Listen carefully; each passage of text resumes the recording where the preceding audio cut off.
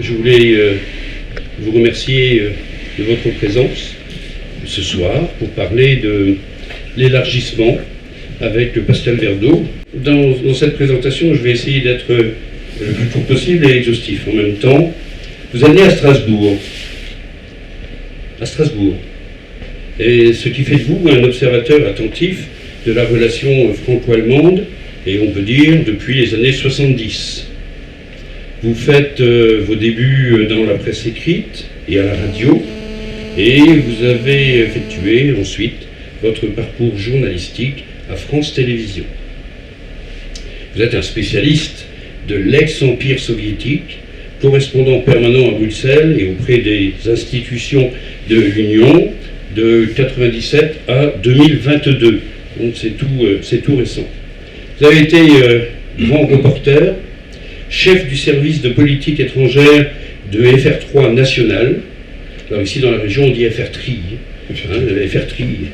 traitant à chaque fois des événements majeurs tels que la libération des ex-pays de l'Est, la fin de la RDA, la réunification allemande, la chute de l'URSS et l'indépendance des États baltes et de l'Ukraine. Finalement, vous avez accompagné tous les grands événements européens de ces dernières décennies. Vous avez aussi effectué de nombreux reportages dans les anciennes républiques soviétiques et dans le Caucase. C'est une carrière impressionnante, vous avez couvert les grands événements européens et internationaux, disais-je, mais vous apportez aussi une perspective unique et une expertise inestimable à notre thème central de ce week-end, les enjeux des élections européennes, mais avec un regard croisé franco-allemand. Vous traitez des événements majeurs tels que, je l'ai dit, l'indépendance de l'Ukraine, par exemple, mais aussi aujourd'hui vous pourrez nous parler certainement de cette guerre qui menace notre Europe. Vous êtes aussi, parce que vous ne faites pas que des conférences, quoique ça devient un métier chez vous. Non, pas encore. Vous êtes membre de l'Association des journalistes de l'environnement et vous enseignez maintenant dans les écoles de journalisme. Vous êtes également membre d'une association qui s'appelle Trait d'Union et qui a pour vocation de sensibiliser, de former les futurs journalistes en France et en Europe aux questions européennes afin qu'ils en fassent les leurs.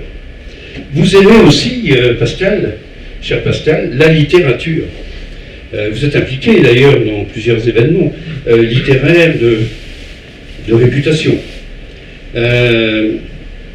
Il y a un slogan que vous aimez particulièrement, intitulé « Entre les lignes ». Peut-être, Pascal, pourras-tu nous en dire un mot? Alors, parce que entre les lignes, si j'ai bien compris, c'est un mariage entre musique classique et roman. Alors ça, c'est extrêmement intéressant. On pourrait en faire une conférence. Au téléphone, l'autre jour, on se parlait de littérature et vous évoquiez un auteur connu ici, dans cette région, en Finistère, à Brest. Devinez qui? Philippe Le Guillou. Philippe Le Guillou. Philippe Le Guillou, et notamment son dernier livre qui traite de la rue de Siam, un incontournable dans notre métropole. De la topographie de Brest après la Restauration et après la Libération. Tout à fait. Brest de brume et d'eau chez Gallimard. C'est ça. Très beau. C'est ça. Et puis j'ai vu un autre titre spécifique à la rue de Siam. Oui. Tout récent. Vous êtes de Saint-Malo aussi, c'est un port d'attache. Saint-Malo. Et depuis Saint-Malo, vous avez présidé la Maison internationale des poètes et des écrivains. Littérature, poésie, théâtre nous poussent, dites-vous, et vous affectionnez particulièrement ce mot de René Char, si je ne me trompe pas, à être une part, et vous voulez l'être, être une part de la saveur du fruit. Voilà ce que je voulais dire sur vous, Pascal Verdeau, pour vous présenter à nos auditeurs ce soir. Merci beaucoup, mon cher Emmanuel, pour ces mots sensibles. Ce soir, on ne sera pas dans la géopolitique, j'aurais aimé aussi, mais plutôt dans la géopolitique, puisque je vais vous parler de l'élargissement. Pour ceux d'entre vous qui ont suivi les 2 journées qui sont passées à Bruxelles, là, du Conseil européen, mon cher Emmanuel, tu as fait une petite allusion, on est dans l'actualité puisque les 27 chefs d'État et de gouvernement ont décidé de donner leur feu vert politique à l'ouverture des négociations avec ce petit pays qui reste un petit pays divisé dans les Balkans, que l'on appelle la Bosnie-Herzégovine. Votre place est dans la famille européenne, a déclaré hier soir le président du Conseil européen, Charles Michel. Mais il a ajouté tout de suite, le travail difficile va continuer. Tu faisais allusion, Emmanuel, à la Commission européenne, c'est elle qui avait fait cette proposition il y a quelques mois. Il y a encore toute une série de priorités à remplir avant que la Bosnie, finalement, soit à la hauteur des standards européens. Il y a au moins 14 priorités, dont ce qu'on trouve beaucoup dans les Balkans, la lutte contre la corruption, la lutte contre la criminalité organisée. Mais bon, voilà, on envoie un signal, et le signal, vu du côté de l'Élysée, consiste à dire ce pays, on ne peut pas le laisser tout seul être l'objet de différentes ingérences étrangères. On a là-bas des compétiteurs redoutables que sont la Russie de Vladimir Poutine et la Chine. Alors, pour l'Union européenne, en un mot, donc, l'élargissement se fait sur, je dirais, 2 voies complètement parallèles. La première qui a été lancée il y a quelques mois maintenant lors d'un sommet européen à Grenade et qui vise en fait à dire que l'élargissement est une nécessité, mais il faudra d'abord aussi réformer l'Union européenne. Et j'irai plus loin, il faudra réformer le pacte européen avec les citoyens européens. Et puis, la deuxième voie en parallèle, je viens de vous en parler, c'est qu'il faut élargir l'Union européenne en fonction des progrès et des mérites propres de chaque candidat. Une espèce de « en même temps », comme dirait un homme politique célèbre en France. Alors, les regards croisés franco-allemands sur l'élargissement, j'ai envie de dire que pendant longtemps, en tout cas depuis 2004, l'élargissement a été finalement plus une affaire allemande. 2004, vous vous en souvenez, c'est le 5e élargissement, c'est ce qu'on a appelé le grand élargissement. Personnellement, moi je préfère le terme de réunification européenne, puisque c'était tous ces pays de l'Est qui avaient été séparés par le rideau de fer, 10 pays, 8 pays de l'Est, plus Chypre et Malte. On les appelait à ce moment-là les PECO, les pays d'Europe centrale et orientale, vocabulaire qui a complètement disparu aujourd'hui dans la sémantique européenne, mais ces 10 pays rentrent à nouveau, comme l'Europe qui avait été divisée, se retrouve à frapper à la porte de l'Union européenne. Tout ça avait commencé après la chute du mur de Berlin, mais 2004, c'est effectivement ce grand élargissement. Et l'Allemagne, à travers cet élargissement, se projette à nouveau dans son proche voisinage, dans son Hinterland. L'Allemagne retrouve finalement sa zone d'influence, j'allais dire, naturelle, politique, culturelle et économique. En revanche, la France, elle, pardonnez-moi l'expression, fait un peu la gueule. La France même freine des 4 fers. Tu as fait allusion à mon passage, à mon parcours à France 3. En 2004, à France 3, on avait décidé avec la rédaction de France 3 de faire une grande émission sur l'Europe pour saluer l'entrée de ces 10 pays qu'on a appelé la Nuit de l'Europe, une émission qui a duré 5 heures. On était en direct un peu partout, à Dublin, à Varsovie, Dublin parce que c'était à ce moment-là que se situait la présidence tournante des 6 mois de l'Europe. On était à Berlin, où partout on faisait la fête, il y avait des feux d'artifice, il y avait une forme de liesse, et puis on s'est dit, avec quelques camarades, qu'est-ce qu'on va montrer à Paris? Et alors à Paris, on a cherché, et on n'a pas trouvé grand-chose. À l'époque, je ne sais pas si vous vous souvenez, la mode c'était de faire pour les jeunes du roller. Donc si, on a trouvé quelque chose. On a trouvé quelques militants du mouvement européen, très sympathiques, qui devaient être à peu près 60, allez, mettons 100 à tout casser, qui avaient décidé, pour célébrer l'élargissement, de s'arrêter devant les 10 ambassades des pays qui rentraient dans l'Union européenne. Et on s'est regardé avec mon rédacteur en chef de l'époque, et on s'est dit, non, ça, franchement, c'est trop cheap, on ne va pas montrer ça, alors que partout, dans toute l'Europe, on fait la fête. Ça peut vous sembler anecdotique, mais ça situait bien ces frilosités françaises. La France, pourtant, tu as fait allusion effectivement à mon amour de la littérature, la France, mère des lois et des arts, la France qui avait accueilli le grand romancier Milan Kundera. La France, effectivement, freinait. J'ai d'ailleurs retrouvé un texte de Milan Kundera de l'époque, 1983, qui était intitulé « Un Occident kidnappé ou la tragédie de l'Europe centrale ». J'en lis juste quelques lignes. 83, vous verrez qu'il reste d'une actualité brûlante par rapport à ce qui se passe en ce moment du côté de l'ours russe. L'Europe centrale, écrit Kundera, voulait être l'image condensée de l'Europe et de sa richesse variée.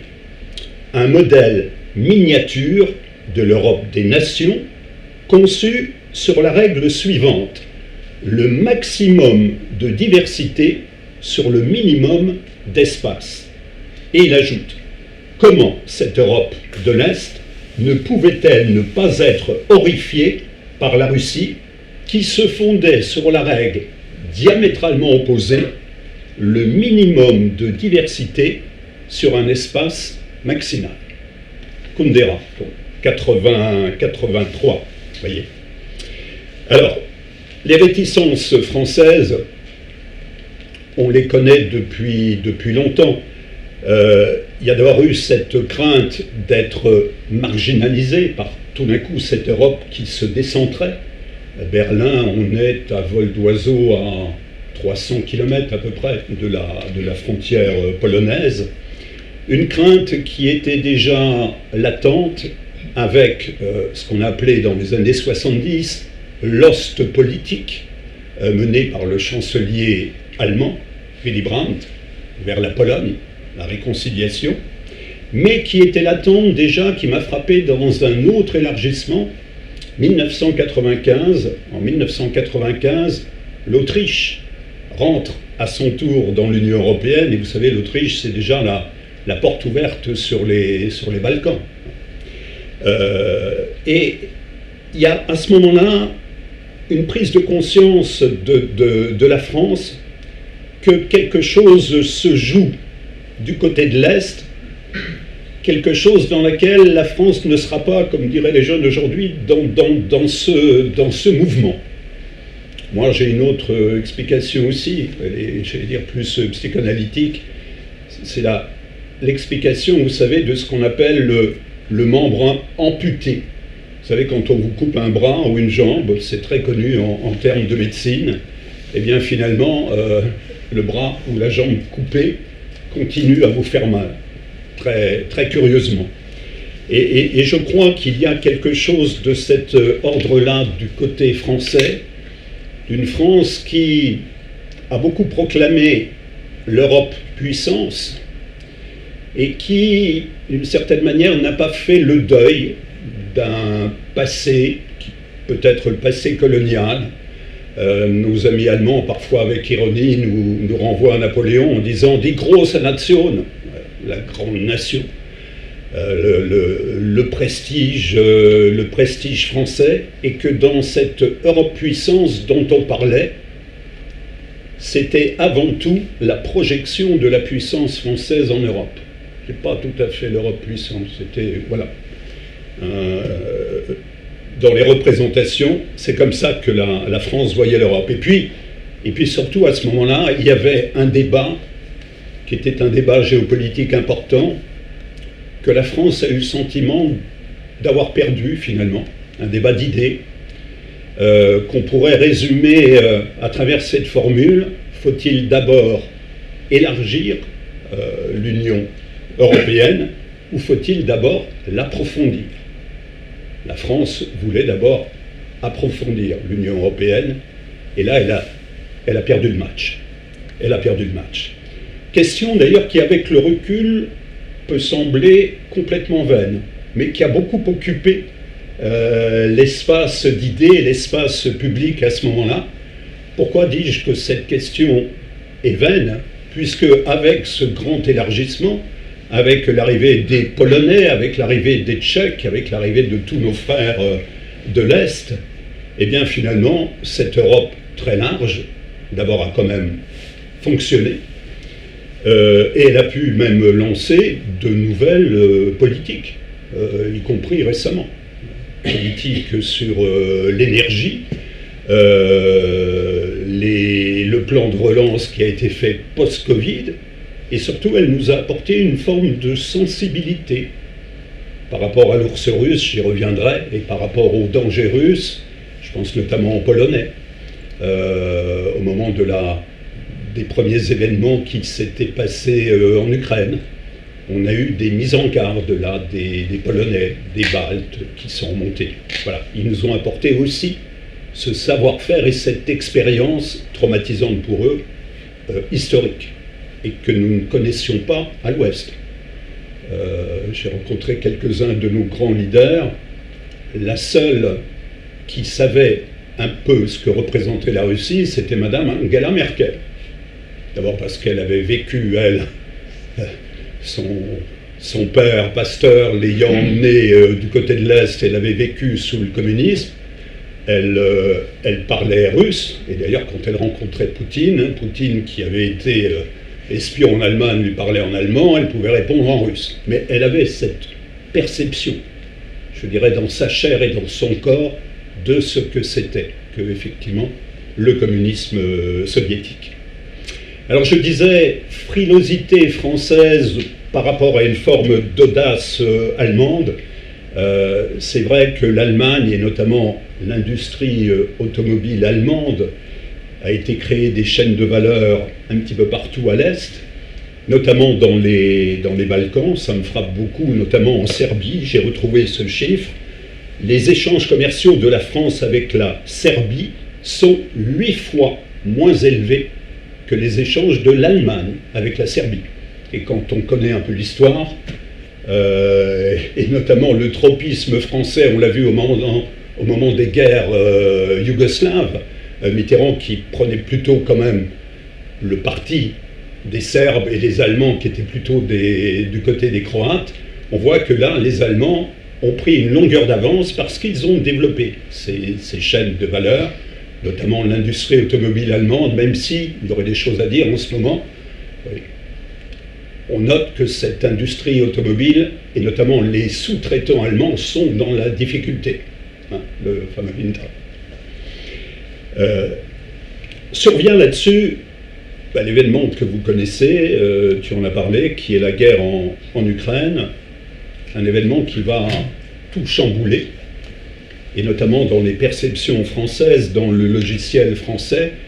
Il faut savoir qu'en 2019, donc il y a quelques années, Paris bloquait l'adhésion d'un certain nombre de pays des Balkans, la Macédoine du Nord, l'Albanie, et survient un changement de cap, un changement de pied radical de la part du président français, Emmanuel Macron. C'est le fameux discours qu'il va prononcer à Bratislava en mai 2023. C'était à la veille d'une autre conférence un peu plus grande, ce qu'on appelait la Communauté politique européenne. Communauté politique européenne, c'est la grande Europe, hein. C'est plus de 40 pays. On a la Turquie, on a l'Azerbaïdjan, on a remis nos amis anglais, etc. Mais là, ce discours, il s'adressait d'abord aux Européens de l'Est, où Emmanuel Macron dit « L'élargissement doit répondre aux aspirations d'adhésion des pays de l'Europe de l'Est et des Balkans ». Et il ajoute surtout cette autocritique extrêmement rare dans la bouche d'un président français, quel qu'il soit: on ne vous a pas assez écouté dans le passé. Effectivement, on ne les avait pas beaucoup écoutés sur la montée, encore une fois, du danger du régime de Poutine. Bon, c'est vrai que les spécialistes qui travaillaient sur la Russie, Poutine, on l'a vu arriver.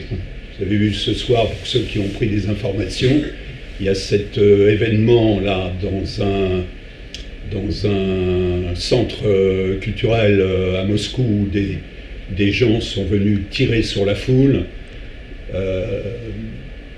On ne peut pas ne pas penser à ce qui s'est passé au moment où Poutine a pris le pouvoir dans les années 2000, où il y a eu toute une série d'attentats à Moscou, un peu mystérieux, dont la responsabilité, on a pointé les Tchétchènes, et ce qui a permis de déclencher la guerre en Tchétchénie. On ne vous a pas assez écouté dans le passé, c'était aussi une allusion à un mot très célèbre de Jacques Chirac à Bruxelles. J'étais d'ailleurs à ce Conseil européen, ce sommet européen, où on a entendu à un moment donné les mouches voler. Jacques Chirac, dans les années 2000, donc les Polonais étaient rentrés dans l'Union européenne, ils venaient d'acheter des F-16 américains, et Chirac leur avait dit qu'ils avaient perdu une occasion de se taire. Bon, privé, il l'avait dit dans des termes un peu moins choisis.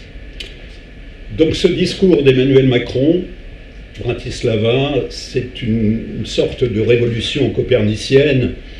Je dirais que la dernière fois où la France s'est montrée aussi enthousiaste pour les élargissements, c'est plutôt des choses qui s'étaient passées dans l'Europe de l'Ouest, la vieille Europe, comme aurait dit un secrétaire d'État américain. C'est 81 avec l'entrée de la Grèce. Mitterrand est au pouvoir, mais entrée qui a été préparée par Valéry Giscard d'Estaing. Donc c'est la fin du régime des colonels. C'est peut-être une forme d'enthousiasme, mais encore, il y avait eu beaucoup de problèmes lorsque l'Espagne est entrée. On craignait beaucoup la concurrence des produits industriels, des produits agricoles espagnols, sans voir que sur le plan de l'industrie, ils étaient aussi des compétiteurs redoutables. Changement de pied, je disais donc, par rapport à ce qui se passe en Ukraine. La guerre écrase tout, elle brouille toutes les cartes, et qui correspond du côté français à un constat que partagent tous les Européens. Ce constat est le suivant: ce sont les Ukrainiens qui défendent aussi les valeurs européennes, qui défendent nos valeurs. Donc il y a le constat du sang versé, c'est eux qui résistent, et de manière, on le sait, héroïque. Mais il y a aussi un constat qui est dressé par Emmanuel Macron, qui est que toutes ces tentatives de maintenir le dialogue avec Vladimir Poutine, vous vous souvenez, au début de la guerre, moi à ce moment-là j'étais encore à Bruxelles, on avait tous les jours, quasiment tous les jours, un briefing du conseiller personnel d'Emmanuel Macron pour nous dire combien le président essayait, combien c'était important de maintenir le dialogue, etc., combien il fallait ne pas humilier la Russie, ce que disait déjà Jacques Chirac en son temps. Et vous avez tous cette image au Kremlin, où là, Emmanuel Macron comprend que Poutine s'est enfermé dans un système mental. Poutine est pour moi l'homme du ressentiment. L'homme du ressentiment. Celui qui n'a rien appris et rien oublié depuis la chute du mur de Berlin. Et là, on comprend à travers cette image qu'il ne faut pas humilier Poutine, mais que derrière la longue table où Poutine monologue sans trop écouter Macron, c'est peut-être Poutine qui humilie un petit peu la France à travers la tentative du président de la République. Donc, fort de ce constat, Paris, dans le concert des autres pays européens, ne peut plus faire preuve de frilosité par rapport à l'élargissement, et Paris va donner son accord pour l'ouverture des négociations avec l'Ukraine, et puis aussi avec la Moldavie. Vous savez, ce petit pays qui est aussi un pays divisé, parce que vous avez une partie de la Moldavie qu'on appelle la Transnistrie, pour y avoir été il y a très longtemps. Je peux vous dire que c'est, pour les jeunes qui sont là et qui continuent, ou les plus anciens qui lisent Tintin, c'est le sceptre d'Ottokar, la Transnistrie. Ce sont des séparatistes russophones qui ont leur propre monnaie, leur propre drapeau. La monnaie, c'est le rouble transnistrien. Voilà. Enfin, c'est quand même... voilà. Et avec une armée russe qui est là-bas, qui est la 14e armée, et qui c'est une région donc qui a fait sécession, dont on reparle beaucoup en ce moment, parce que ça peut être une manière pour Moscou de réactiver ce qu'on appelle les conflits gelés dans cette partie du monde. Donc Paris se résout à dire oui à une adhésion de l'Ukraine, à très très long terme bien sûr. Pour mémoire, le feu vert officiel des 27 Européens a été donné en décembre dernier lors d'un Conseil européen à Bruxelles, avec, vous en souvenez peut-être, ceux qui suivent un peu l'actualité, un épisode un peu baroque, l'ouverture de négociations de ce type, comme pour la Bosnie-Herzégovine hier, se fait à l'unanimité des 27 leaders européens, des 27 chefs d'État et de gouvernement. Vous vous souvenez que M. Viktor Orban, Premier ministre de Hongrie, freinait des 4 fers. D'ailleurs, il était en délicatesse avec la Commission sur la réforme de la justice chez lui. Enfin bref, il attendait aussi des crédits européens que la Commission européenne a débloqués quelques jours avant le sommet, 10 milliards d'euros, histoire de l'amadouer un petit peu. Ces 10 milliards d'ailleurs sont contestés en ce moment par le Parlement européen qui veut aller devant la Cour de justice en disant là à la Commission, ce que vous avez fait c'est une décision politique, pas juridique. Mais pourquoi je parle de sommet baroque? Parce que autour de la table, à un moment donné, il faut se prononcer. Et là, le chancelier allemand a, si j'ose dire, un peu sauvé la mise de M. Viktor Orban. Il lui a conseillé d'aller prendre un café à l'extérieur de la salle au moment où on ouvrait les négociations. Donc, formellement, les négociations ont été ouvertes par les 27 chefs d'État européens. J'ajoute que c'est un feu vert politique. Derrière, il faut que la Commission européenne définisse un cadre de négociation. Ce cadre aurait dû être défini là, au mois de mars, mais on est avant les élections européennes, donc il est urgent d'attendre.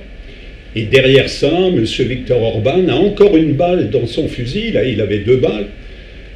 Derrière tout ça, il faudra réunir des ministres des 27 pays européens. On appelle ça une conférence intergouvernementale qui, elle, devra se prononcer sur le cadre de négociation formelle avec l'Ukraine et avec la Moldavie.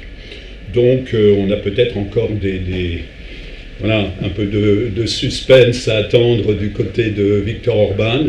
Alors ces négociations, c'est toujours des négociations un peu compliquées. On ouvre 35 chapitres de négociations.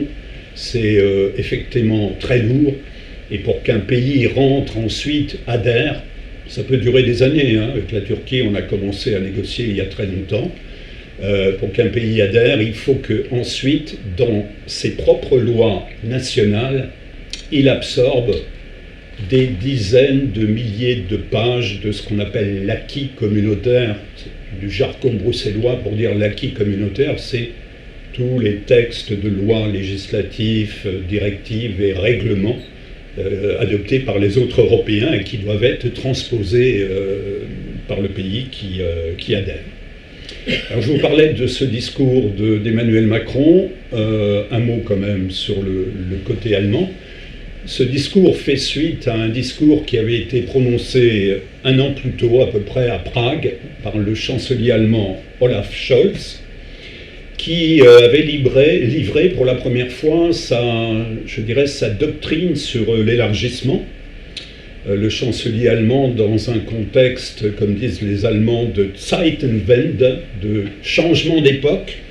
Vous vous souvenez que l'Allemagne a décidé très vite, après la guerre en Ukraine, de mettre 100 milliards d'euros pour essayer de remettre à flot son armée, la Bundeswehr, dont certains hélicoptères n'arrivaient plus à voler. Ce n'est pas un secret de le dire, mais enfin, voilà, l'armée allemande était dans un état, on va dire, un peu déplorable.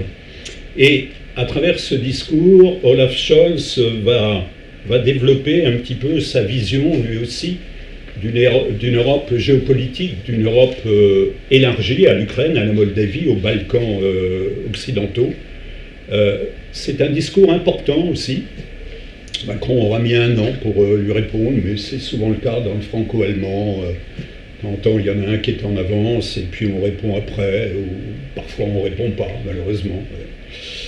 Là, vous savez qu'entre le couple franco-allemand ou le moteur franco-allemand, je préfère cette expression au couple, les choses sont un peu difficiles en ce moment. Mais Scholz se dit, nous sommes mis au défi comme jamais auparavant, et il ajoute ces futurs élargissements, on est 27 en ce moment, demain 28, 30 ou 35, sont nécessaires à la stabilité de l'Union européenne. Au passage, d'ailleurs, Scholz se prononce sur la prise de décision en Europe.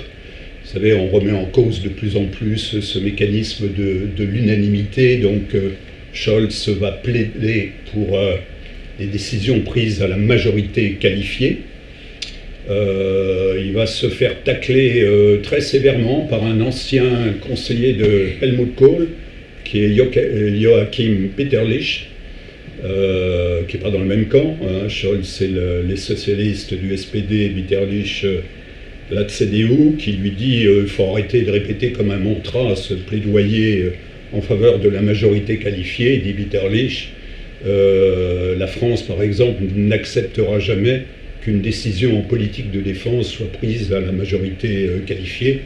Et il ajoute, d'ailleurs, ce qui est vrai, c'est que dans l'Union européenne, enfin moi ça a été ma pratique comme observateur pendant 25 ans, plus de 80% des sujets traités sont prises de facto à la majorité qualifiée.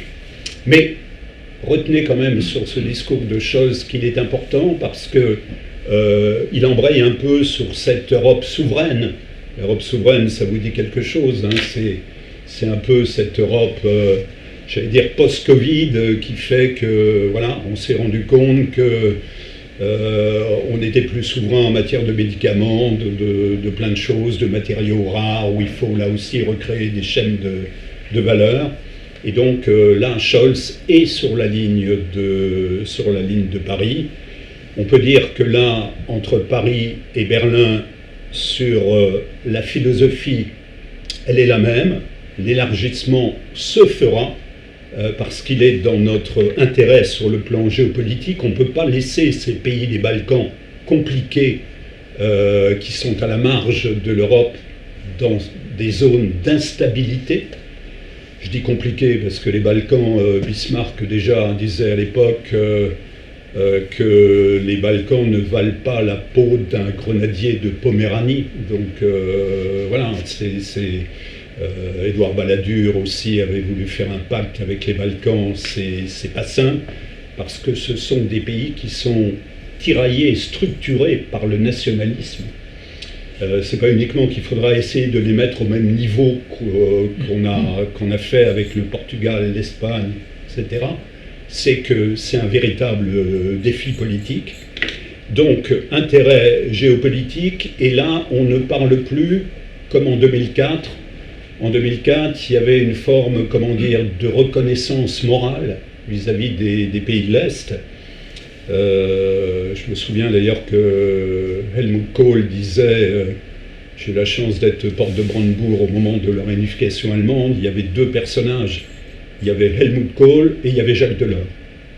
Et d'ailleurs, à ma grande stupéfaction, il n'y avait pas Mitterrand, il n'y avait pas Bush, il n'y avait pas Thatcher, il y avait juste Delors.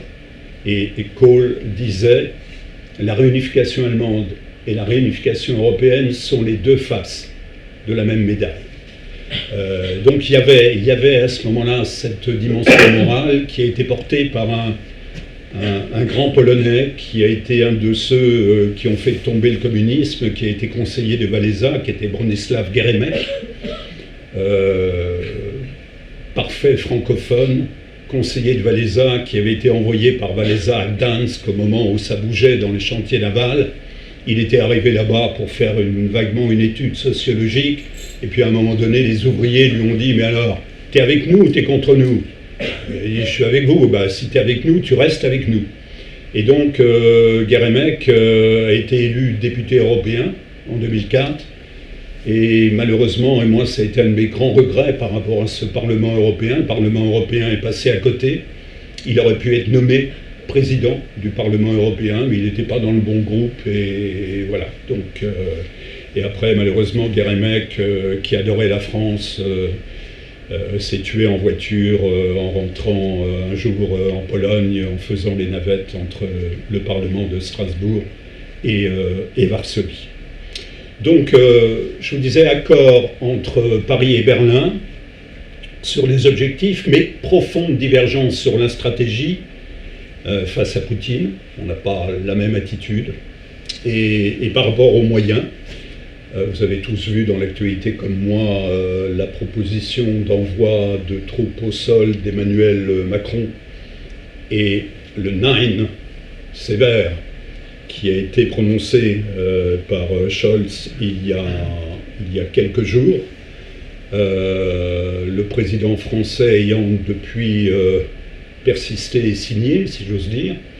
Du côté de l'Élysée, on nous dit que les lignes bougent. Cet envoi de troupes au sol, les Polonais y réfléchissent, les Baltes sont plutôt favorables. Dans une visite bilatérale en Tchéquie, le président français a appelé un sursaut stratégique des Européens en les invitant à une forme de lucidité. Je vous redonne un petit bout de son discours où il dit « Allez donc demander à Poutine ce qu'il est prêt à ne pas faire si chaque jour, nous disons quelles sont nos limites face à quelqu'un qui n'en a aucune et qui a lancé cette guerre, alors l'esprit de défaite rôde. » Ce qui était l'esprit de défaite qui a été très mal reçu aussi, je crois, du côté allemand.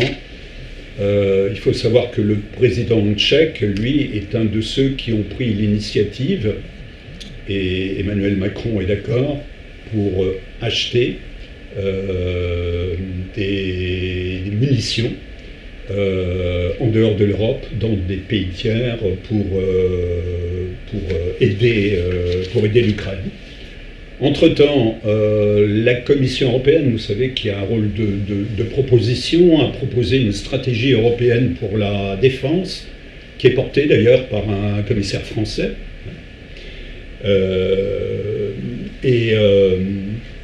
Dans cette stratégie européenne, l'idée est la suivante, c'est que nous dépendons pour le moment, pour l'achat de nos armes, de nos équipements militaires, énormément des États-Unis. 68% des équipements militaires achetés viennent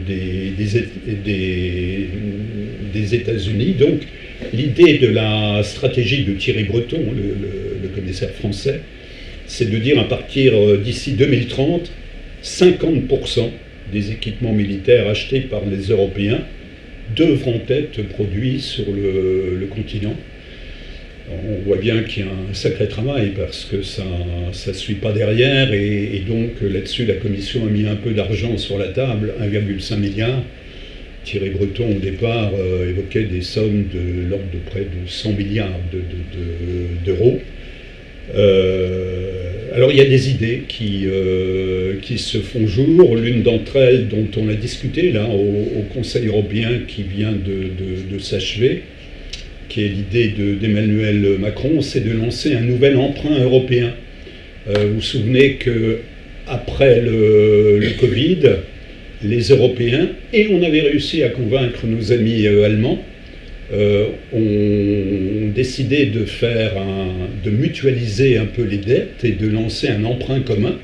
D'ailleurs, c'est la Commission qui va sur les marchés financiers, au nom des 27, lever des fonds et lever des capitaux, qui étaient donc destinés pour la reprise économique. Et maintenant, depuis des mois, Emmanuel Macron essaye de faire cheminer cette idée auprès des autres Européens et essaye de convaincre nos partenaires allemands, emprunt européen donc, dont l'objectif serait de financer notre stratégie de défense, à la fois la stratégie de défense des 27 Européens, mais d'aider aussi les Ukrainiens à avoir un petit peu plus d'armes, d'obus pour pouvoir résister.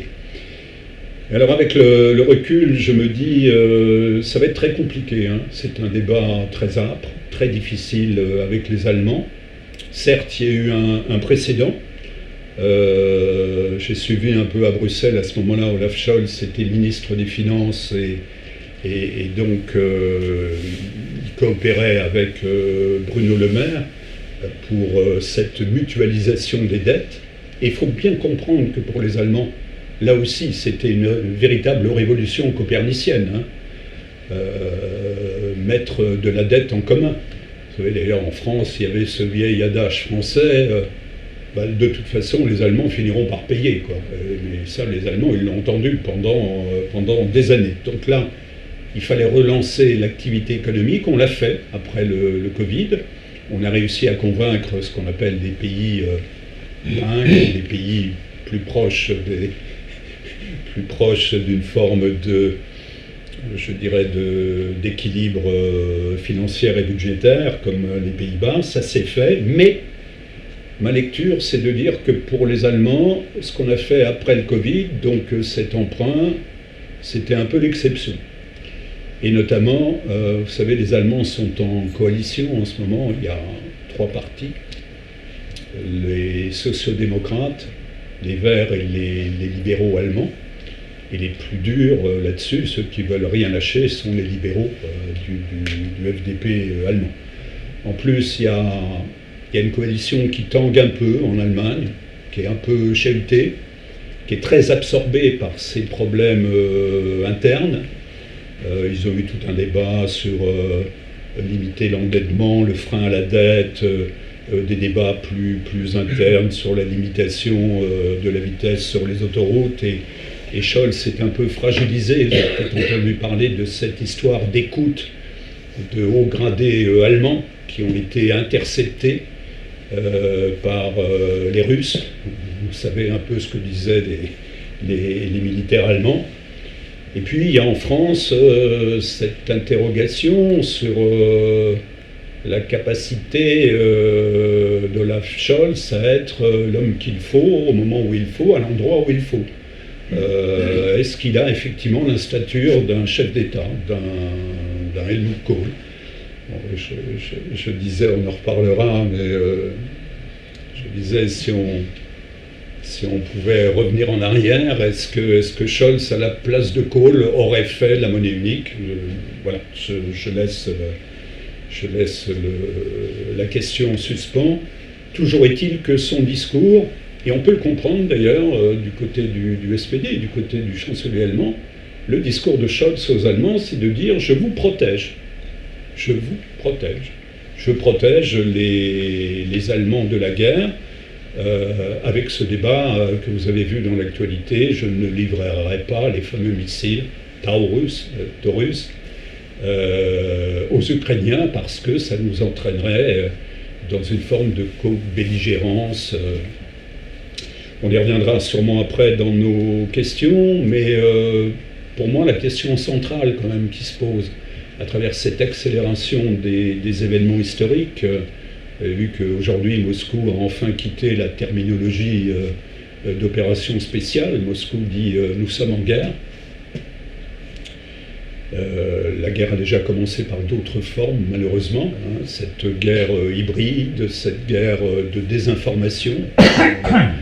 Il y a des députés au Parlement européen qui travaillent beaucoup sur ces questions d'ingérence étrangère, notamment Nathalie Loiseau, et qui nous dit que finalement, nous sommes visés, nous, pour ce que nous sommes.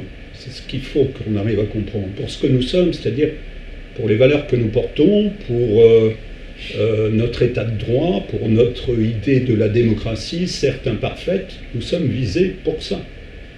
Quand on entend Poutine parler effectivement de l'Occident collectif, mais un peu tout le monde dans le même sac, et il a longtemps pensé que les Européens étaient une forme de ventre mou, et c'est pour ça que là, en ce moment, il en veut beaucoup à la France.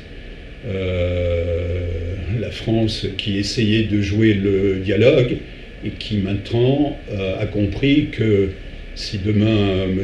Trump arrive au pouvoir, les Européens seront quasiment seuls à essayer de régler cette question.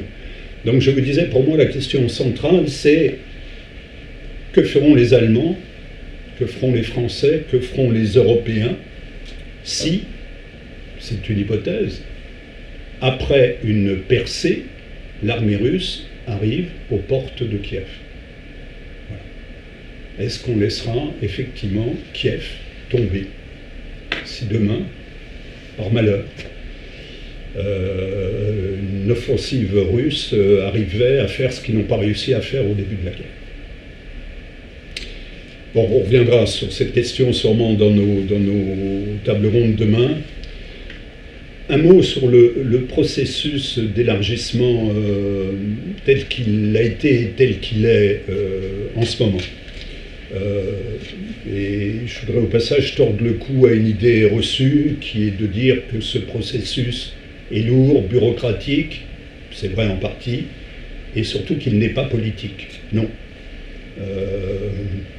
En 2004, il devait y avoir dans l'élargissement, je vous ai parlé de ces 10 pays, il devait y avoir 2 vagues d'élargissement, 2 wagons d'élargissement.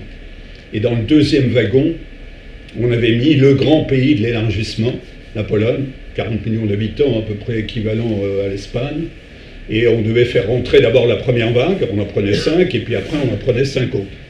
Bien évidemment, les Polonais sont montés au plafond, en disant à la Commission européenne, enfin, qu'est-ce que ça veut dire? C'est nous, finalement, les Polonais aussi, avec le pape, avec Wałęsa, tout ça, qui avons un peu quand même contribué beaucoup à la chute du mur de Berlin. Bref, à ce moment-là, la Commission européenne a inventé un truc qui s'appelait le Big Bang. Le Big Bang, c'est qu'on a fait rentrer les 10 en même temps. Peut-être un peu trop vite, on peut en discuter, etc. Mais l'élargissement, à ce moment-là, avait encore une fois, ce que je vous disais, cette dimension morale. Guérémec, que j'ai cité précédemment, disait « Nous ne sommes pas rentrés dans l'Union européenne pour compter le nombre de tondeuses à gazon ». Parce que les négociations, c'était ça aussi. Voilà, ce qu'il voulait dire, c'est que cet élargissement avait une dimension historique, il était historien, et je dirais même spirituel. Le grand président Havel, Václav Havel, le président philosophe, lui disait le marché, les normes techniques, c'est bien, mais l'Union européenne, c'est d'abord des valeurs communes. Alors le constat, par rapport à 2004, on a fait beaucoup de promesses à ces pays, et notamment les pays des Balkans. Il y a eu un grand conseil européen en Grèce, il y a plus de 20 ans, à Thessalonique, qui devait ouvrir comme ça une voie pour les pays des Balkans. Le constat, c'est que ça n'a pas marché.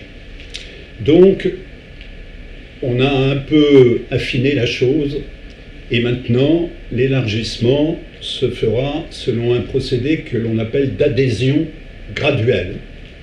C'est-à-dire qui se fera comme ça, par étapes, par secteur. On va intégrer progressivement un pays candidat, dans ce qui est un peu le cœur de l'Union européenne, c'est-à-dire le marché, vous savez, le marché unique, la libre circulation des travailleurs, des capitaux, etc. Et on va débloquer l'argent que l'on donne à ces pays. Il y a toujours eu une aide avant. Quand ils devaient rentrer, on appelait ça les aides de préadhésion. Mais on va débloquer de l'argent au fur et à mesure des progrès réalisés, et notamment par la Bosnie et les autres, des progrès réalisés en fonction des grandes réformes que l'on leur demande de faire. Les réformes fondamentales, c'est-à-dire l'état de droit, la démocratie, la liberté, l'indépendance de la justice, etc. Pour les Balkans, par exemple, ça permettra de faire bénéficier à ces régions des avantages qui sont liés à l'adhésion, de stimuler leur croissance. Alors, la Commission européenne qui est toujours très optimiste et qui met de l'argent sur la table pour ces pays des Balkans, on met près de 6 milliards d'euros, pense que ça va booster un petit peu leur croissance de l'ordre de 10%. Je vous donne le chiffre, moi je m'en méfie un peu parce que bon, les prévisions de la Commission parfois, encore une fois, sont un peu trop optimistes, mais il faut que vous compreniez bien que le processus a changé. C'est un peu un processus qui est fondé sur le mérite, finalement. C'est-à-dire que plutôt que d'avoir un paquet d'argent qui vous arrive quand vous êtes rentré dans l'Union européenne, ça y est, vous n'êtes plus candidat, vous êtes membre du club, notamment de l'argent, vous savez, dont on bénéficie en France ou ailleurs, ce qu'on appelle les fonds structurels européens. Plutôt que d'avoir cet argent qui arrive après l'adhésion, et souvent ces pays ont du mal à absorber tout d'un coup des masses d'argent extrêmement importantes, parce qu'après il faut que ces pays trouvent de quoi les ventiler dans les travaux, les infrastructures. Eh bien on les donne avant, progressivement, par étapes, en imposant aussi un certain nombre de politiques nouvelles qui doivent être intégrées par ces pays. Je pense à ce qu'on appelle le Green Deal européen. Vous savez, c'est le pacte climatique européen. On en parlera demain lors d'une table ronde qui vise notamment à la neutralité carbone, à faire de l'Europe le premier continent décarboné au monde en 2050. Donc une approche nouvelle qui a été précédée de nombreuses réflexions et qui fait l'objet maintenant d'un consensus entre les 27. Là, il n'y a pas de bisbille, je dirais, entre les Français et les Allemands. Le consensus, c'est que, comme je vous le disais en début de mon propos, il faut élargir, mais il faut aussi réformer l'Union. L'ancienne secrétaire d'État aux affaires européennes, Laurence Boone, elle parlait même d'une mutation existentielle qui nous interroge sur la nature même du projet européen. Vous savez, il y a dans les traités l'idée d'une union étroite, sans cesse plus étroite entre les Européens. Et donc, cette clarification, elle a été apportée par le franco-allemand. Elle a été apportée par un groupe d'experts franco-allemands. Ils étaient 12, qui ont fait un rapport qui s'appelait, le titre déjà dit bien le défi, naviguer en haute mer, avec un rapporteur français qui s'appelle Olivier Costa, et puis une Allemande, Daniela Schwarzer, avec encore une fois cette idée qu'on ne donne pas de fonds européens s'il n'y a pas respect de ce marché, notre marché unique, notre marché intérieur, et s'il n'y a pas respect des réformes fondamentales à mettre en route, ce qui fait qu'on va redessiner une forme d'Europe un petit peu différente. On va avoir des pays d'ailleurs européens qui seront très intégrés, on pense aux pays fondateurs notamment, et puis il y aura à côté d'autres pays un peu moins intégrés. Vous savez, dans l'Europe, il y a des pays qui sont dans Schengen, d'autres pas, il y a des pays qui sont dans l'euro, d'autres pas, etc. Et puis on aura donc ces candidats qui vont participer progressivement au marché unique. Donc il y aura une intégration économique pour ces pays qui sera accompagnée d'un degré d'intégration politique. Alors après, ça dépend. On va les intégrer économiquement à 25%, donc ils auront droit à 25% de part, si j'ose dire, dans les décisions politiques de l'Europe. Mais l'idée, c'est de les mettre dans le coup, tout de suite. Et pas de faire que ça soit rien, vous êtes rien, tant que vous êtes un pays candidat, et ça dure, et ça dure, et ça dure. Et puis tout d'un coup, vous devenez tout, vous devenez un membre à part entière.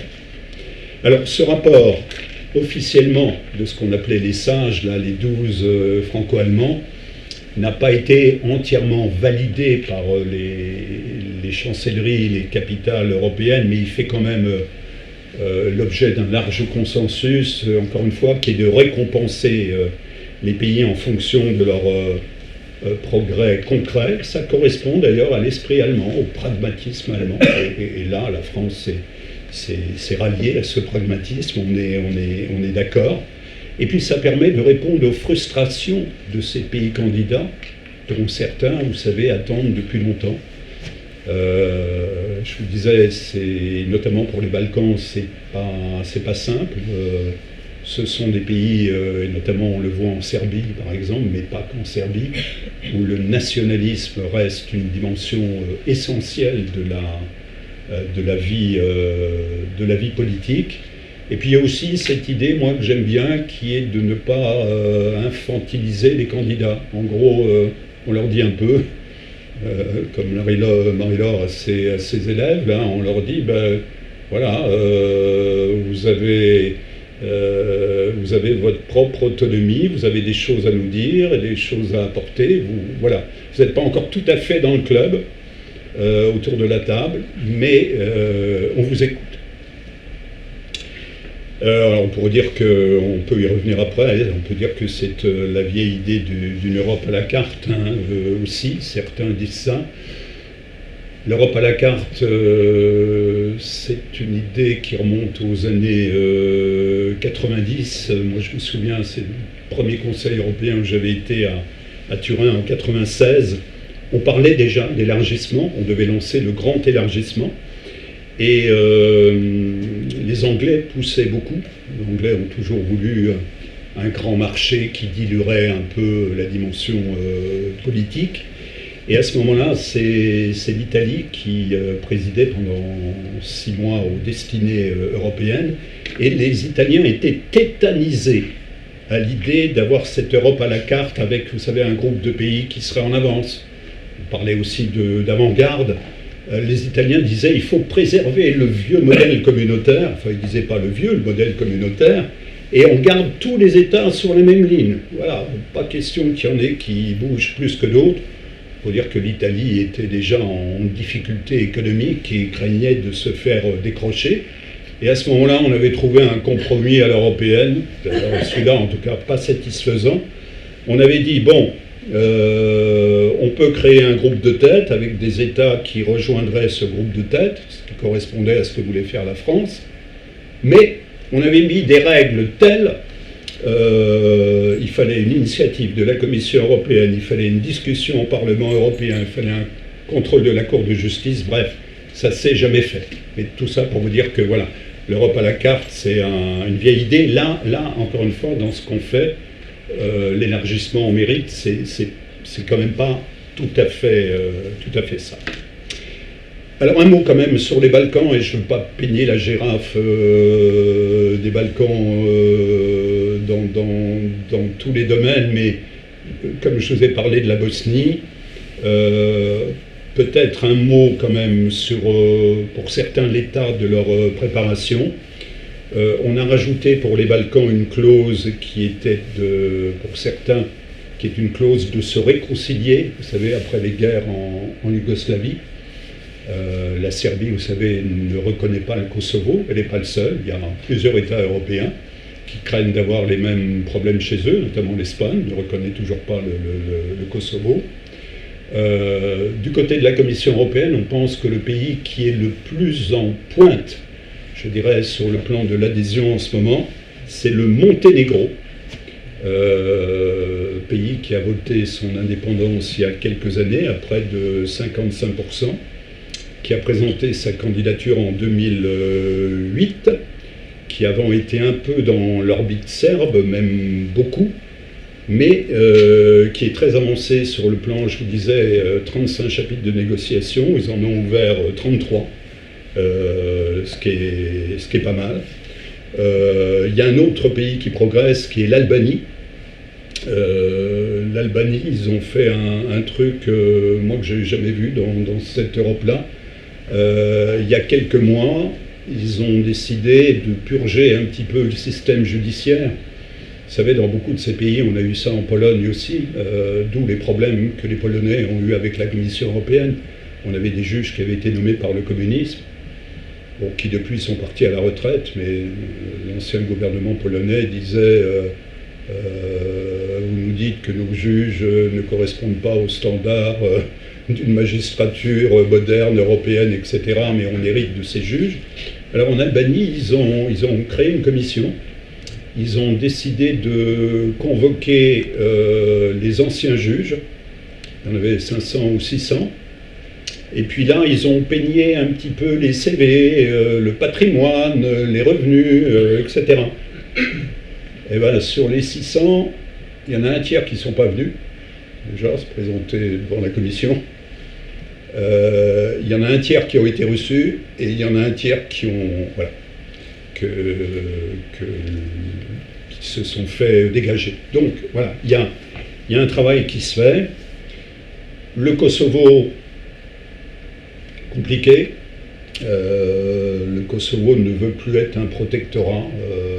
Ils disent aux Américains, voilà, donc on est un pays indépendant. Bon, à Bruxelles, on dit, ouais, vous êtes un pays indépendant, mais vous n'êtes pas encore tout à fait souverain. Donc, il y a du travail. Et puis, je vous disais, donc, la Bosnie, là, qui, je ne vais pas parler de la Serbie, mais la Serbie, ça reste très, très compliqué parce qu'il y a les tropismes avec la Russie.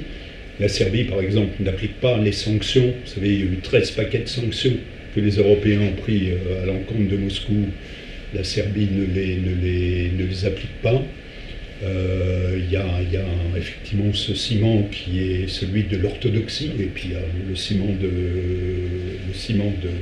de l'histoire. Donc voilà, la voie va être encore longue sur le plan de cette perspective des Balkans et de l'Ukraine. Pour terminer, je voulais terminer par une anecdote issue, mon cher Emmanuel, d'un livre dont je t'avais parlé, qui est un livre de mémoire qui a été fait par l'un de nos grands ambassadeurs français, qui s'appelle Claude Martin.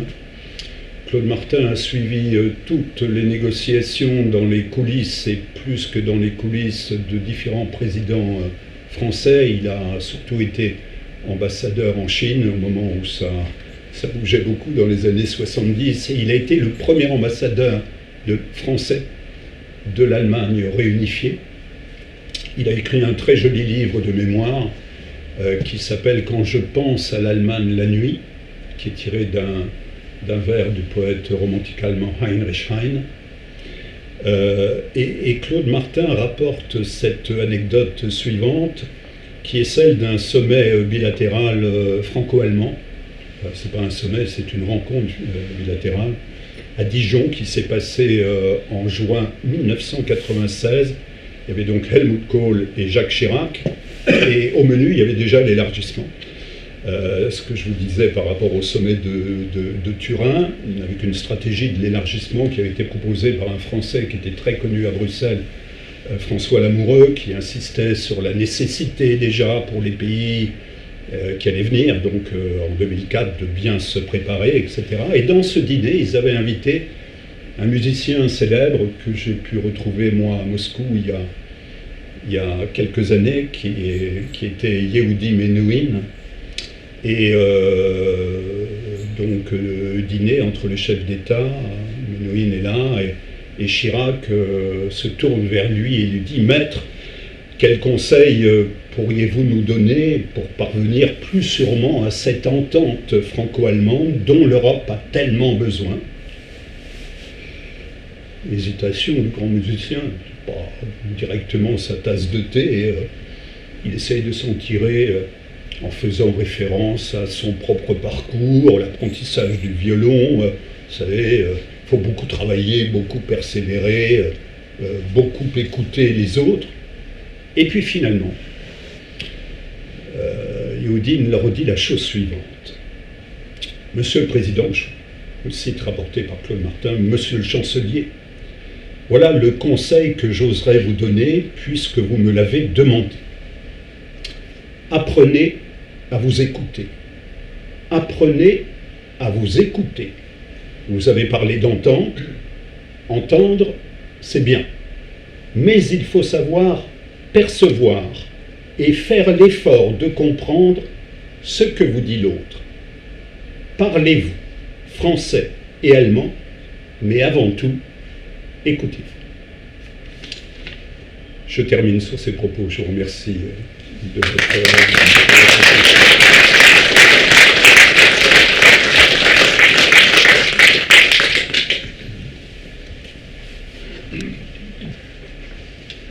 Merci, cher Pascal, pour ces propos intenses et remarquables. Je crois que nous avons un regard plus ouvert sur ce que sont les élargissements, et ce n'est pas une approche technique que tu nous as proposée, et quelque chose de tout à fait ouvert à nos esprits. Et je crois que nous allons pouvoir en profiter. C'est l'heure des questions. J'imagine qu'il y en a dans la salle, et je vous propose de passer le micro de façon à ce que nos orateurs du soir puissent y répondre. Tentez d'y répondre.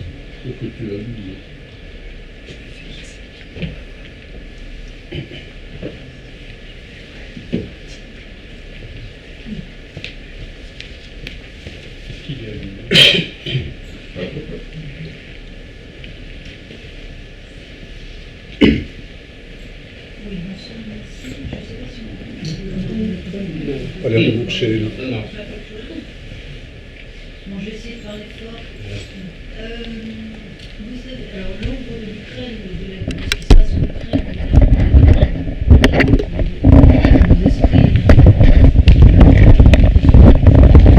vous avez évoqué à un moment donné que, assez vite dans votre propos, que l'Ukraine avait fait le choix de défendre des valeurs européennes.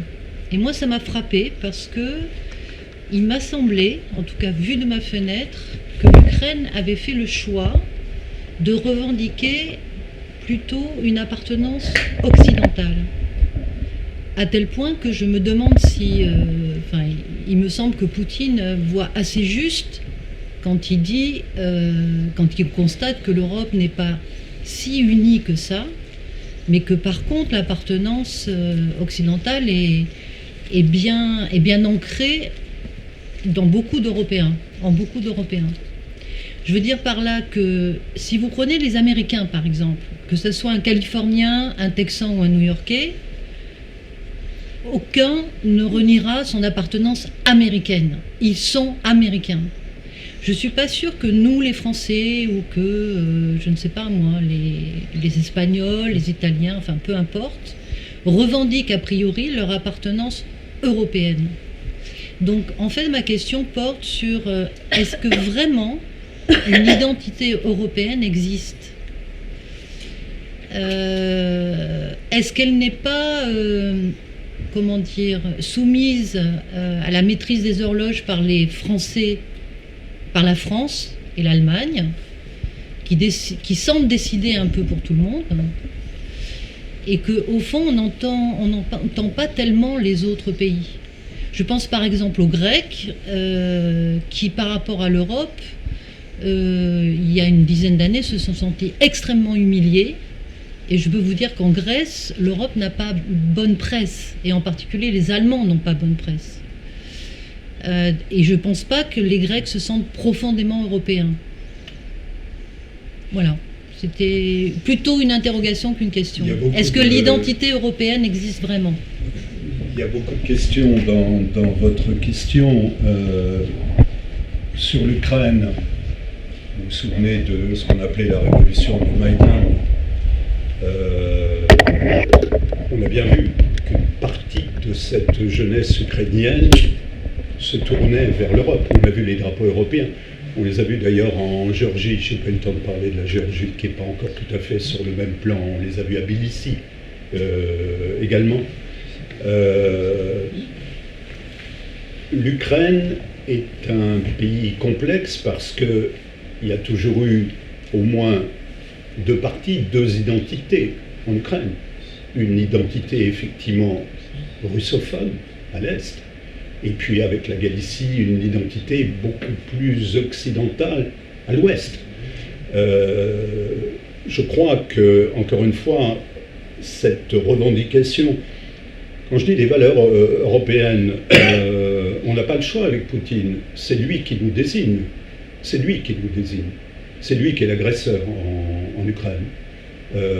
Quand je dis c'est lui qui nous désigne, il nous désigne, nous les Européens, dans le même sac, si j'ose dire, pardonnez-moi l'expression, avec les Américains, les Australiens et les autres, puisqu'il parle de l'Occident collectif.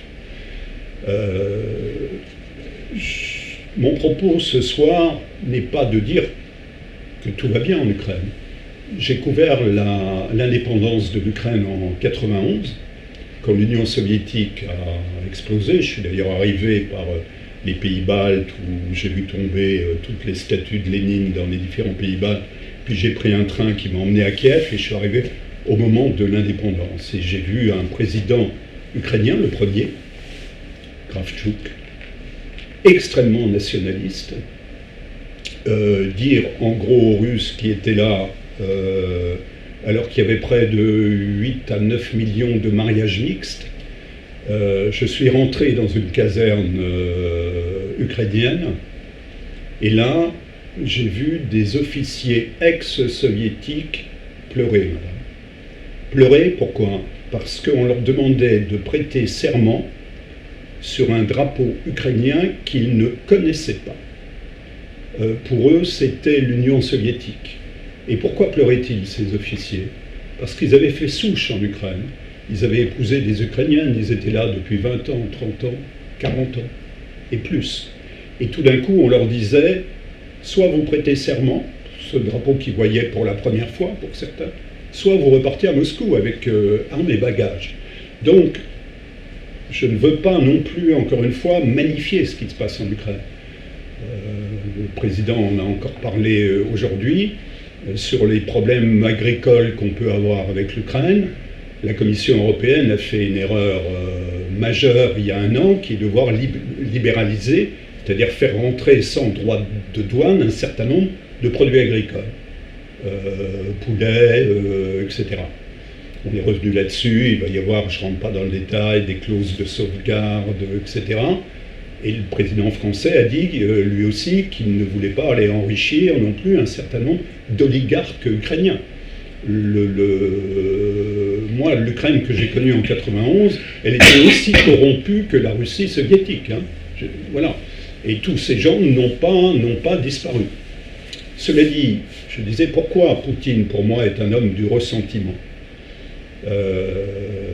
Pas uniquement parce qu'il veut, comme ça, reconstituer l'empire des tsars soviétiques, etc.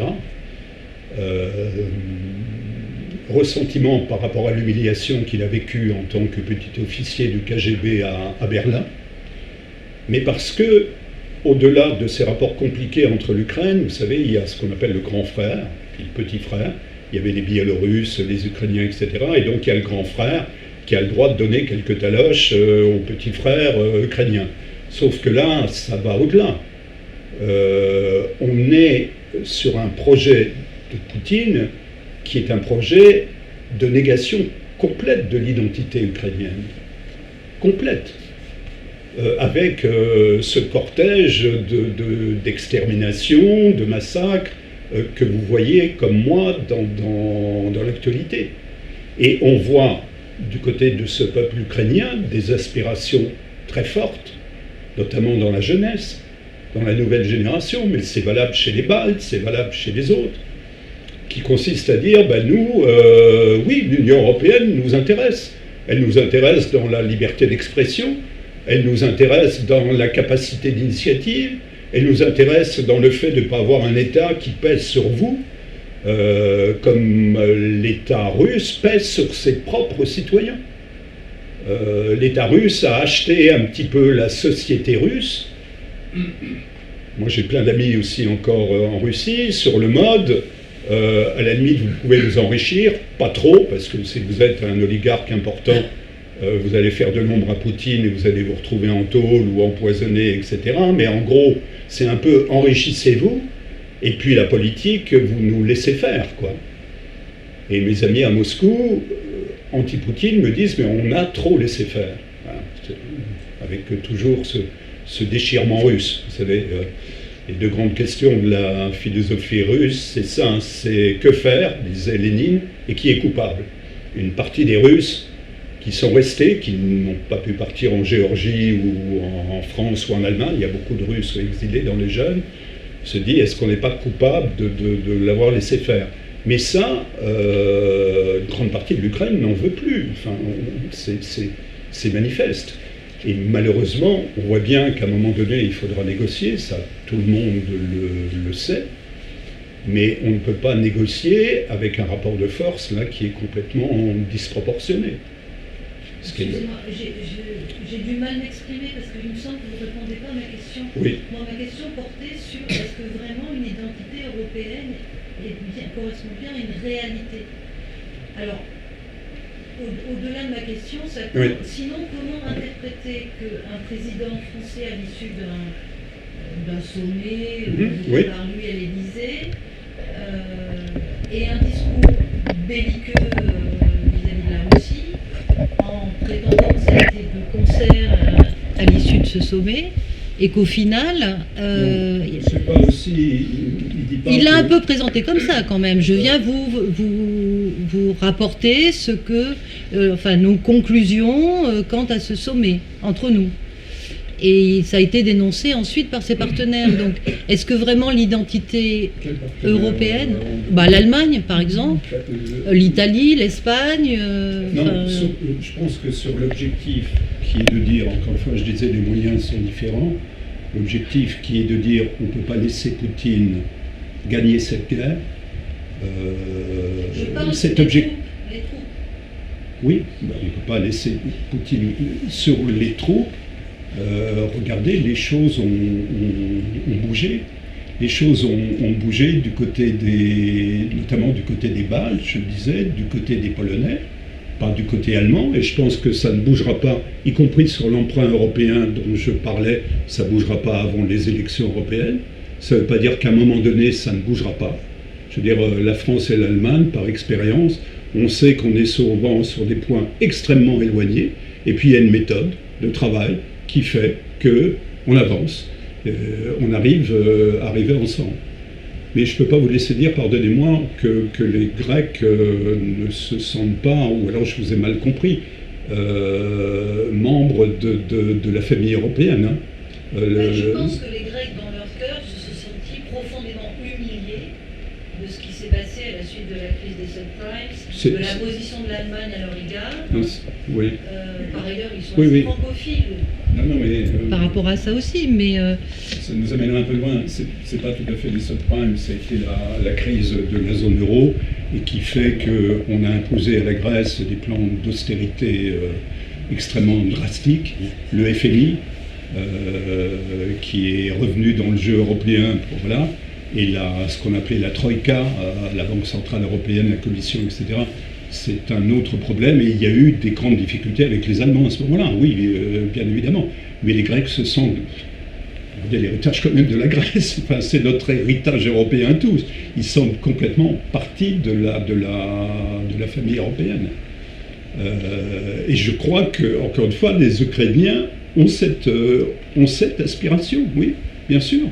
Ils ont cette aspiration de quitter un peu ce giron, et de plus être le petit frère que le grand frère vient corriger, j'allais dire à la récré, pardonnez-moi, mais j'ai toujours entendu ça dans l'ex-Union soviétique. Il y a le grand frère, là, Moscou, et puis il y a les autres qui n'existent pas. Le discours de Poutine avant la guerre, les 8 jours qui précèdent l'invasion au mois de février, il fait un discours où il dit tout. je ne parle même pas de dénazifier, etc., qui n'a pas de sens, qui n'a pas de sens. Mais le discours où il nie complètement l'identité ukrainienne, oui. Alors après, on peut refaire l'histoire. Les Américains ont toujours voulu faire basculer l'Ukraine dans le camp occidental. Depuis 20 ans, c'est vrai, les États-Unis veulent arrimer l'Ukraine dans le camp occidental. Mais là, il faut dire que Poutine les a bien aidés quand même. Franchement, là, il a fait plus que nous aider, quoi. Une autre question?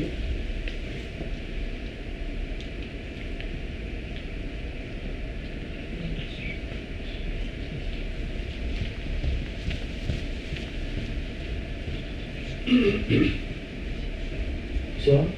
Donc moi j'aurais deux points de vue Oui.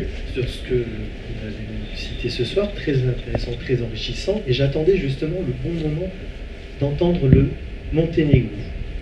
Alors pour avoir été au Monténégro, je félicite premièrement l'Allemagne d'avoir investi, on va dire avant l'Union européenne, enfin on s'était intéressé au pays. Voilà.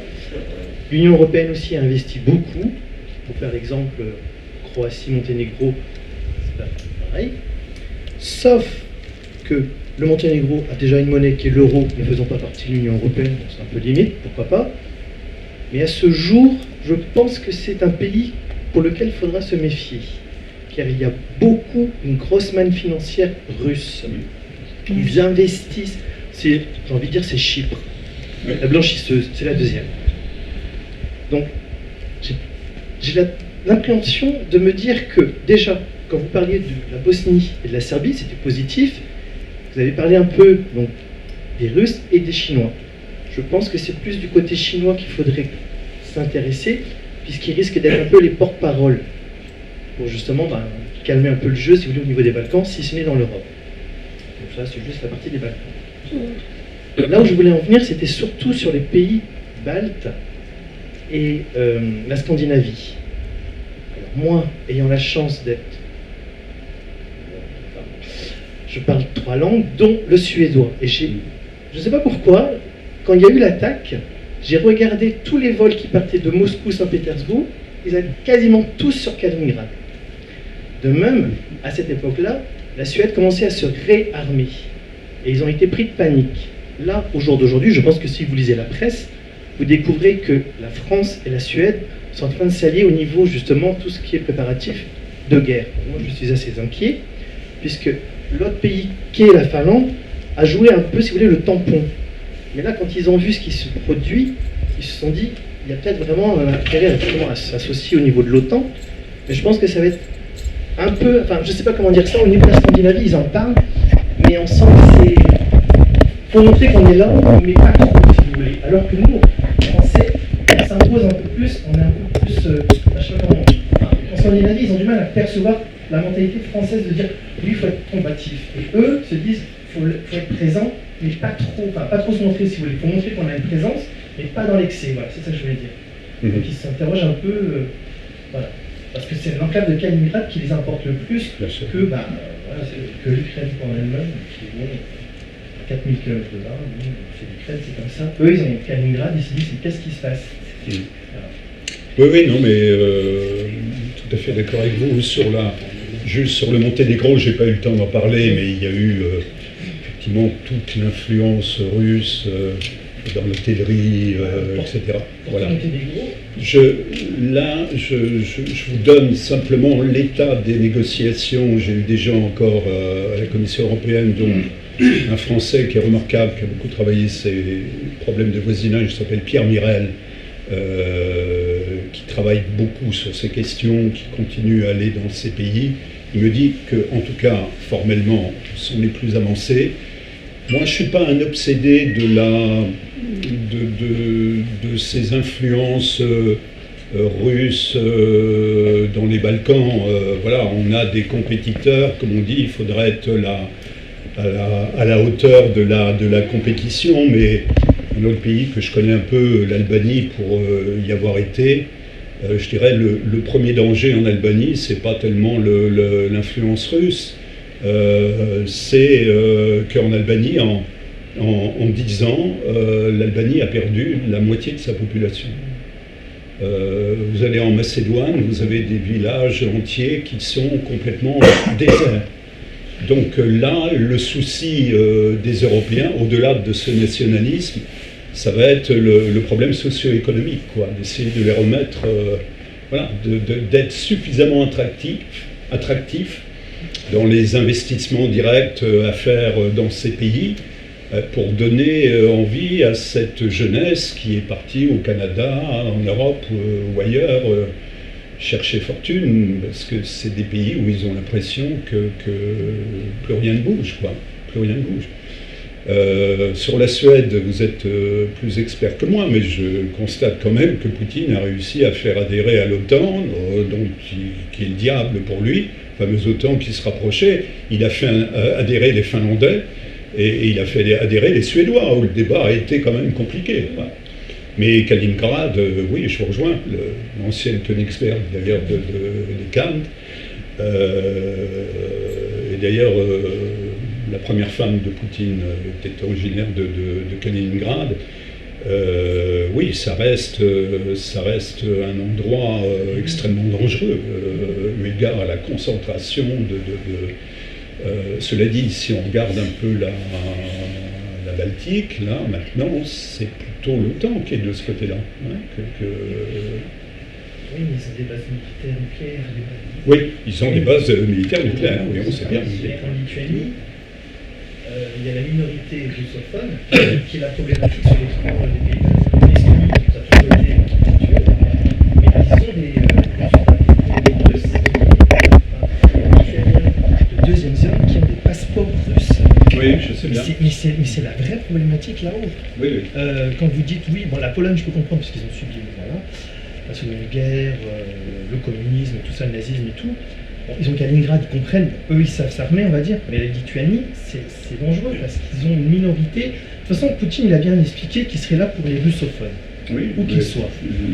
Donc déjà, bon, l'Estonie, je radote, c'est toujours conflictuel, donc pourquoi pas, mais la Lituanie, moi je... La Lituanie aussi, hein, vous avez une Oui, minorité russe. mais en Lituanie, c'est plus problématique. Moi, j'ai côtoyé des jeunes qui, leurs parents étaient donc d'origine russe, et quand ils me montraient leur passeport lituanien et leur passeport des parents, je dis mais c'est pas le même. Non, c'est des gens de seconde zone. Donc, ce sont des gens qui sont quand même assez... Mais s'il y avait eu ça dans la nouvelle génération, je pense que ça aurait été vraiment un gros problème. Les jeunes, bon, ont pu facilement, parce qu'ils sont nés, on leur a autorisé depuis 91 à basculer lituanien, mais leurs parents, c'est vraiment... quand on vous montre un passeport, vous dites mais c'est quelle couleur du truc Ah non, je suis russe. Mais non, c'est pas ça, un russe. Non, mais on est des Russes de deuxième zone. Donc voilà, vous dites ce truc. Et ça passe pas. Les pays baltes, c'est un peu limite, je pense. Puis déjà, Poutine, il a mis, je crois, de mémoire, la première ministre, enfin, sur son tableau de chasse. Sur l'Estonie, oui, c'est très net, et Poutine peut instrumentaliser les minorités russophones dans ces pays, oui. C'est une des cartes qu'il peut jouer, oui. Madame, vous voulez un micro peut-être? Non, Et monsieur.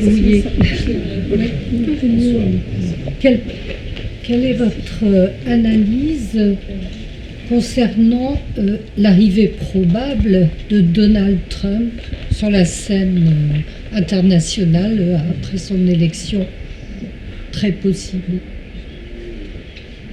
C'est la grande élection, il y en a deux grandes, enfin il y en a beaucoup dans le monde, mais il y a l'élection américaine d'abord, et puis ces élections européennes quand même se jouent beaucoup de choses.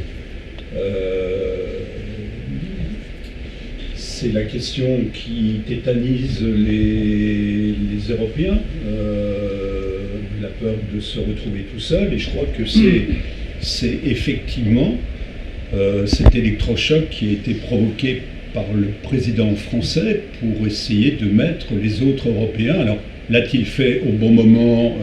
Voilà. À travers l'envoi des troupes au sol. On voit bien qu'une partie des opinions européennes par rapport à la guerre en Ukraine, je ne parle pas de nos amis de l'Est, il y a aussi une forme de fatigue maintenant par rapport à ce qui se passe.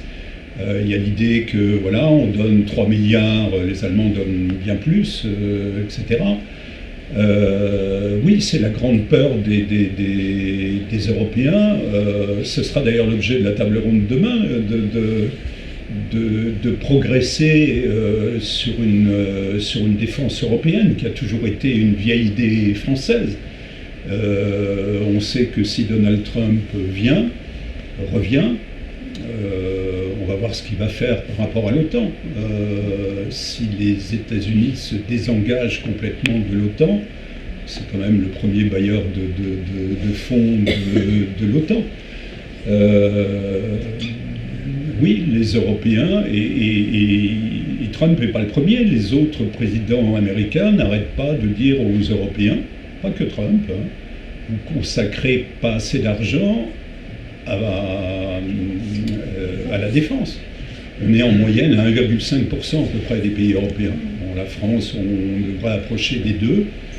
Le pays le plus en avant, je ne veux pas dire de bêtises, je crois que c'est la Pologne, qui doit être à 4. Voilà, les États-Unis sont à 3,5, la Russie est à 6, plus de 6. En plus là, avec la guerre et la mobilisation, le complexe militaro-industriel va fonctionner, mais c'est pour ça que ces élections européennes dans le débat sont tellement importantes. Je reviens à cette question que je posais, qu'est-ce qu'on fait si demain les Russes arrivent aux portes de Kiev? Qu'est-ce qu'on fait? Je crois que on peut être d'accord sur la méthode de Macron, mais il essaye d'envoyer un peu de tirer sur la sonnette d'alarme. Là.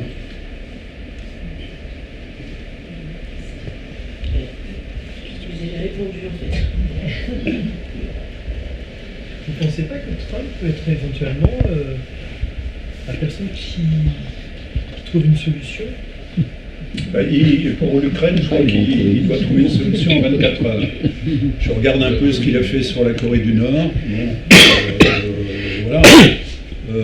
Sur Trump, je pense rien. Il est comme la météo en Bretagne, imprévisible. Donc voilà. On le saura quand il sera. Personne ne souhaite s'il revient aux affaires. Vous avez parlé d'Albanie, monsieur. Vous avez dit qu'elle a perdu la moitié de sa population en 10 ans. Mais effectivement, à Brest, nous avons beaucoup de migrants albanais. Pour quelles raisons quittent-ils leur pays? Par désespérance. C'est pas le banditisme, Non, il y a du banditisme, bien sûr, et on a aussi des mafias albanaises en Europe, etc. Mais vous avez une jeunesse en Albanie qui est éduquée. Un Premier ministre d'ailleurs qui est francophile. Vous allez à Tirana, vous avez des endroits où vous avez l'impression vous avez des bars dehors, etc.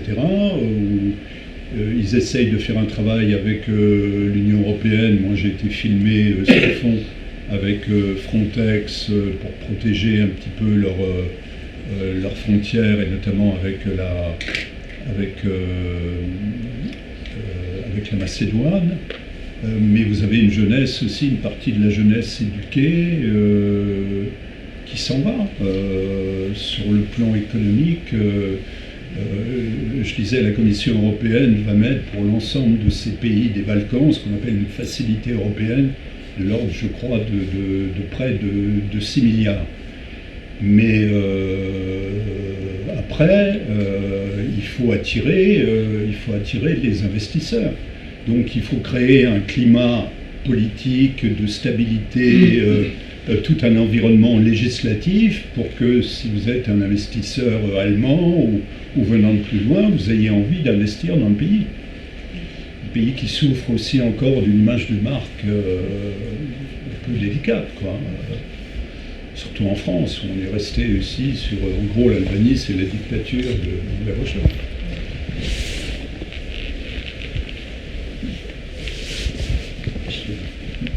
D'abord, merci pour cette conférence qui était très intéressante et ça m'a remémoré une partie de ma vie du passé, puisqu'en 2004, je me suis retrouvé vice-président d'une des commissions économiques d'intégration de la Pologne et de la Bulgarie. Et puis en 2004, j'ai signé les premiers accords de coopération universitaire avec la Lettonie. Et depuis 2004, je vis une partie de mon temps en Lettonie. Donc je connais bien la situation, je partage ce qui a été dit. Mais là où je voudrais en venir, c'est qu'en 2004, quand on travaillait sur ce sujet, il y avait vraiment un enthousiasme dans toutes les équipes. Et on avait envie que ça marche, on disait c'est génial, ça va marcher. Et surtout, on ne craignait pas les ratifications qui allaient suivre les accords politiques. Or, je ne suis pas persuadé qu'aujourd'hui, nous sommes évidemment 27. Est-ce qu'il y aura 27 ratifications positives à toute nouvelle intégration? Parce qu'il y a des États pour lesquels le référendum est obligatoire. Et je crains fort que, par exemple, le référendum soit négatif dans un pays comme les Pays-Bas. En France, y aura-t-il référendum, pas référendum? Donc ça suppose 27 procédures, ce qui évidemment donne pas la même ambiance, si vous voulez, que celle que nous avions en 2004, où c'était génial. Et puis juste une remarque par rapport à ce que vous avez dit. En Lettonie, vous avez 35% de la population qui est russophone. Oui, mais ils sont 35%. Oui, mais ils ont l'air moins conflictuels que les deux autres. Alors, je ne suis pas du tout d'accord, parce que le gouvernement a fait, à mon avis, quelques erreurs. Les populations russophones, alors, comme vous l'avez dit, sont extrêmement mélangées, comme vous le disiez. Et dans les familles actuellement, c'est un véritable déchirement. Vous avez, je connais des familles dans lesquelles les parents, enfants sont fâchés parce que les uns sont pour Poutine et les autres sont anti-Poutine. Et quand on dit anti-Poutine, c'est pro-Union européenne. Donc il y a une véritable cassure dans les familles et on se pose des questions sur la suite parce que le gouvernement a répliqué en faisant quoi? En déclassant l'enseignement du russe. Oui. Bon. Deuxièmement, ils sont furieux parce qu'ils ont fait sauter le monument à la mémoire des soldats de la dernière guerre, parce qu'il était de style russophone. Et beaucoup de mes amis, bon, j'étais pas à la fin de l'année, mais tout le monde en Lettonie a observé combien de feux d'artifice seraient tirés. Parce que à cette date-là, il y a un feu d'artifice qui était programmé en soutien à la Russie. Et à Riga, une grande partie des quartiers ont lancé des feux d'artifice. Et ça, c'est un véritable problème. Enfin voilà, je ne veux pas monopoliser, en dire trop, mais vous voyez, c'est le problème qui nous attend. La suite demain. Eh bien, je vous invite à venir demain matin. Ce sera un tout autre exercice, ce ne sera pas une conférence, table ronde. Plusieurs intervenants échangeront sur les questions que tu as pu aborder, Pascal. Vous avez sur l'écran les grands thèmes qui peuvent être abordés demain matin, peut-être d'autres aussi, on ne pouvait pas tout écrire. En tout cas, on ouvre à 9h demain matin pour commencer la première table ronde à 9h30, une table ronde en deux parties, et on termine à 12h30. Je suis obligé de couper les questions, il y en a peut-être d'autres encore, compte tenu de l'heure et des impératifs hôteliers et de restauration qui nous sont donnés. Et je crois qu'il faut nourrir le conférencier. Il l'a bien mérité. En tout cas, merci.